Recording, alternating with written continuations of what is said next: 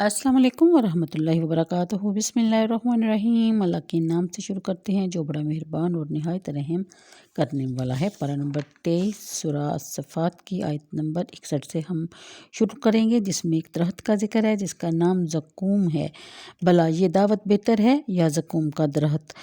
हमने बना दिया है इसे आजमाइश ज़ालिमों के लिए। ये एक दरख्त है जो उगता है जहन्नम की तह में। इसके शकुफ़े गोया शैतान के सर हैं, बस इन्हें ज़रूर खाना होगा। इससे वो भरेंगी अपने पेट को, फिर इन्हें ज़क़ूम खाने के बाद खोलता हुआ पानी मिला कर दिया जाएगा। फिर इन्हें लौटा दिया जाएगा जहीम की तरफ। और उन्होंने पाया था अपने बाप दादा को गुमराह, बस वो बेसोचे समझे इनके पीछे भागते ही चले गए और बहक गए थे इनसे कबल पहले बहुत से पहले लोग, और हमने भेजे थे इनमें डराने वाले। बस ए मुखातब देख कैसा इंजाम हुआ इन्हें जिन्हें डराया गया था मगर वो ना संभले थे। स्वाय इनके जो अल्लाह के मुखलस बंदे थे और फरियाद करते हुए पुकारा हमें नूह ने, पास हम ही बेहतरीन फरियाद रस हैं। और हमने नजात दे दी इन्हें और इनके घराने को ऐसी मुसीबत से जो बड़ी ज़बरदस्त थी, और हमने बना दिया फ़कत इनकी नस्ल को बाकी रहने वाला। और हमने छोड़ा इनके ज़िक्र खैर को पीछे आने वालों में। नूह पर सलाम हो तमाम जहानों में, और हम इसी तरह बदला देते हैं मुहसनीन को, बेशक वो हमारे ईमानदार बंदों में से थे। यहाँ तक आयत नंबर 80 तक मैंने तर्जमा किया। अब इसकी तफसीर की तरफ चलते हैं। तफसीर के मुताबिक ज़क़ूम एक बदनमा और बदसूरत दरख्त है। इसका जायका सख्त कड़वा और इसकी बू नागवार है। इससे जो पानी बहता है वो जिस्म से छू जाए तो वर्म हो जाता है और इस पर तेज़ नोकदार कांटे होते हैं। बाज़ लोगों का कौल है कि ये दरख्त हामा के इलाका में पैदा होता है, बड़ा कड़वा और बदबूदार होता है। और बाज़ ने कहा कि इस नाम का कोई दरख्त दुनिया में नहीं, ये जहन्नम के एक दरख्त का नाम है।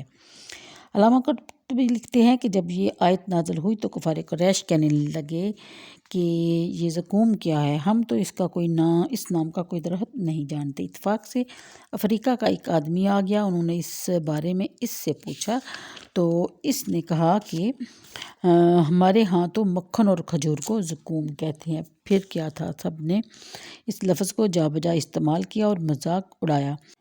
इब्न अल-ज़बरी ने कहा कि अल्लाह ताला हमारे घरों में ज़क़ूम की कसरत करे। अबू जहल ने अपनी लोंडी से कहा ज़कीमीना, तो वो खजूर और मक्खन लेकर आ गई। फिर इसने अपने साथियों से कहा ये है वो ज़क़ूम जिससे हमें नबी करीम सल्लल्लाहु अलैहि वसल्लम डराया करते हैं, यानी ज़क़ूम का दरख्त जो जहन्नम के वस्त में उगेगा। इसके शगुफ़े ऐसे होंगे जैसे शैतानों के सर।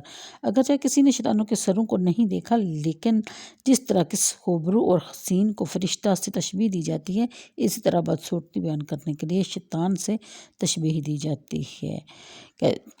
अगली आयत के मुताबिक बताया जहन्नमियों को खाने के लिए ज़क़ूम मिलेगा और ज़क़ूम से भरे हुए पेट में खोलते हुए पानी से छींटा दिया जाएगा, यानी पीने के लिए इन्हें खोलता हुआ पानी मिलेगा। हमीम उन खोलते हुए पानी को कहते हैं। शुबन शाबा या शुबो का मुसद्दर है। इसका मायने ये है कि किसी चीज़ को किसी चीज़ में मिला देना, गलत मलत कर देना। अगले आयत के मुताबिक वो चीज़ जिसको मिलाया जाता है इसको भी शुभ कहते हैं। इनकी गुमराही की वजह बताई जा रही है अगली आयत में। उन्होंने अक्ल होश के चिराग बुझा दिए, सोचने समझने की कुव्वतों को मुअत्तल कर दिया और अपने गुमराह इस्लाफ के नक्शे कदम पर चलते रहे। आम लोगों की तो यही रवश होती है, लेकिन अल्लाह ताला के मुखलस बंदे ऐसे नहीं करते। वो हक़ के पैरोकार होते हैं। अगर इनकी आबा-ओ-अजदाद हदायत की राह पर चलने वाले, हक़ को बुलंद करने वाले, अल्लाह ताला के ज़िक्र और याद में अपनी उम्र बसर करने वाले होते हैं तो वो इनकी पैरवी करते हैं। और अगर वो बहके हुए और गुम करदा रहते हैं तो ये इनसे अपना तल्लुक़ मुनक़ता कर लेते हैं। इन्हें सिर्फ़ हक़ से सरोकार है। हक़ की शमा जहाँ भी हो ये परवाने वहाँ पहुँच जाते हैं। हक़ का परचम उठाकर जो जमात में मैदान में आए, ये इसी की शाना बशाना सफ़े बस्ता खड़े हो जाते हैं। अगली आयत में हज़रत नूह अलैहिस्सलाम का ज़िक्र फरमाया गया कि तबलीगी सरगर्मियों में आपकी कौम के आपके साथ नाशाइस्ता और गैर मुहज़्ज़बाना रवैया के मुतल्लिक़ आप کئی مقامات پر پڑ چکے ہیں۔ جب طوفان آیا تو صرف آپ اور آپ کے دین والے بچے، باقی سب غرق ہو گئے۔ آج نسل انسانی جہاں کہیں موجود ہے، یہ ان کشتی میں سوار لوگوں کی اولاد ہے۔ تو آج کے لیے اتنا ہی، اگلی ویڈیو میں پھر حاضر ہوں گی، تب تک کے لیے اجازت، دعاؤں میں یاد رکھیے، ویڈیو کو لائک اور شیئر کر دیا کریں صدقہ جاریہ سمجھ کر۔ اللہ حافظ۔